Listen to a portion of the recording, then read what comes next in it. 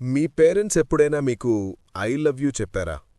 చాలామంది ఆన్సర్ ఏంటి అంటే నో, ఎప్పుడూ చెప్పలేదు. కానీ వాళ్ళకి లవ్ లేదా? లేక ఎక్స్‌ప్రెస్ చేయడం రాదా? లేక వాళ్ళ మైండ్లో ఇంకేమైనా జరుగుతుందా? మన పేరెంట్స్ లవ్ని వర్డ్స్లో చూపించరు, యాక్షన్స్లో చూపిస్తారు. నువ్వు పడుకుంటే బ్లాంకెట్ వేయడం, లేట్ అయినా వెయిట్ చేయడం, ఫీజు కోసం టెన్షన్ పడడం. ఇది లవ్ కాదా? సైకాలజీలో ఒక కాన్సెప్ట్ ఉంది, ఇమోషనల్ ఎక్స్‌ప్రెషన్ డిఫరెన్స్.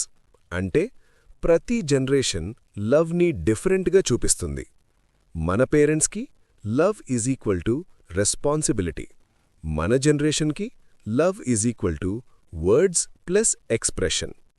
మన పేరెంట్స్ కూడా చిన్నప్పుడు వాళ్ళకి ఎవరూ ఐ లవ్ యూ చెప్పలేదు. అందుకే వాళ్ళకది న్యాచురల్ కాదు. వాళ్ళకి తెలిసిందేంటి అంటే కేర్ చేయడం, ప్రొటెక్ట్ చేయడం, ప్రొవైడ్ చేయడం. ఒక్కసారి ఆలోచించండి, వాళ్ళ హ్యాపీనెస్ని సాక్రిఫైస్ చేసి మన ఫ్యూచర్ బిల్డ్ చేస్తున్నారు.